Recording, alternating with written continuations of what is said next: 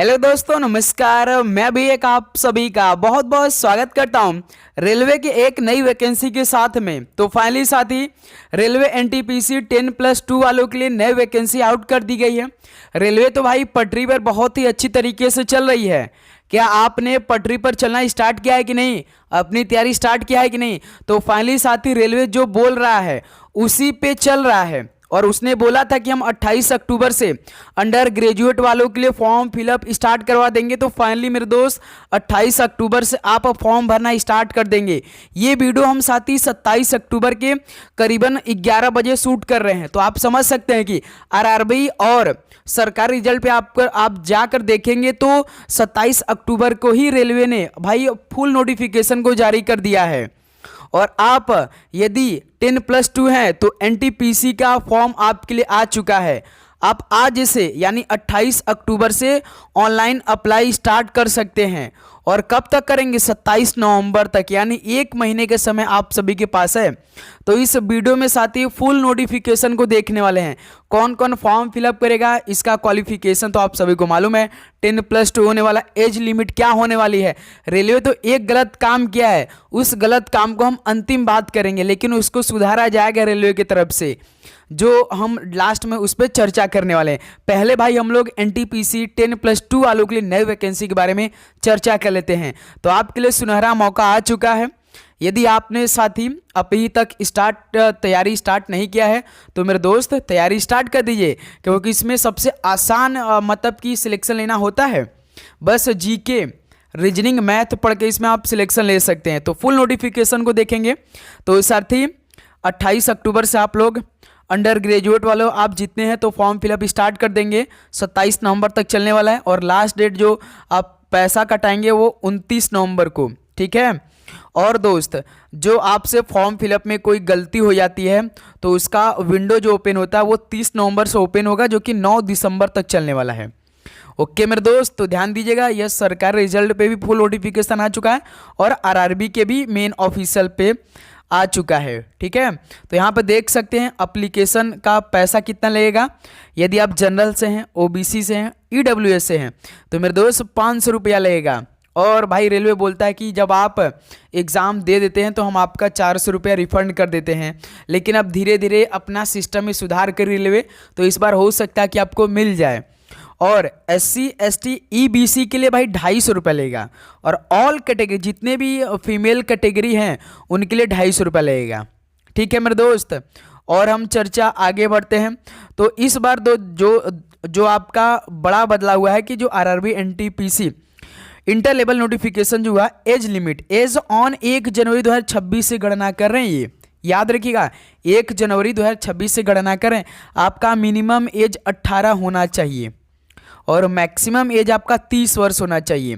तो आरपीएफ में तो पूरी तरीके से बदलाव हो चुका है, आपने देखा होगा मेरे दोस्त, उस पर भी हम चर्चा करेंगे। तो याद रखिएगा दोस्त, आरआरबी प्रोवाइड एज रिलैक्सेशन, उसी में आपका 5 साल है, 3 साल है, 2 साल है, ऐसे आपका हुआ है। टोटल पोस्ट की बात करते हैं मेरे दोस्त तो 3050 पोस्ट आया है। तो जैसे कि आपका उसमें ग्रेजुएट लेवल में जो 21 अक्टूबर से फॉर्म फिलअप स्टार्ट हो चुका है, आप सभी को मालूम है, जो कि 22 नवंबर तक चलने वाला है, उसमें 5800 समथिंग पोस्ट आया है, आप सभी को मालूम है।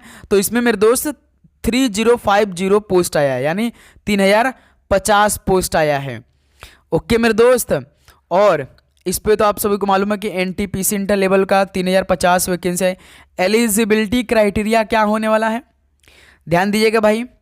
Candidate must possess a 10+2 intermediate pass from a recognise board, यानी दोस्त आप इंडिया में यदि हैं, आप किसी भी बोर्ड से 10+2 पास हैं तो फॉर्म आपके लिए होने वाला है।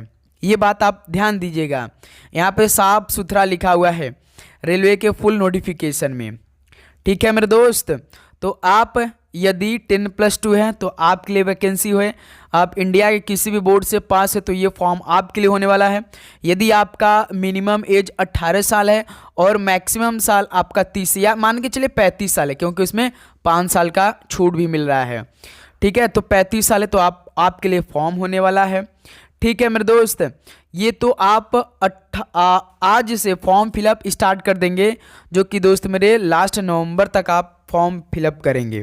ठीक है, तो इसमें मेरे दोस्त याद रखिए 2 पेपर होता है। इसका सिलेक्शन प्रोसेस पे भी हम बात कर लेते हैं कि इसमें आपका कैसे होता है। जैसे देखिए यहाँ पे RRB NTPC inter level recruitment mode of selection कैसे होगा। कंप्यूटर बेस्ड टेस्ट होगा, यानी सीबीटी आपका पहला पेपर होगा, जिसमें से मेरे दोस्त 50 क्वेश्चन जीके जीएस का पूछे जाते हैं।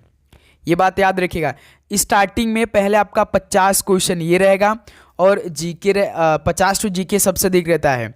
ठीक है, रीजनिंग इसके साथ रहता है, इसके साथ मैथ रहता है।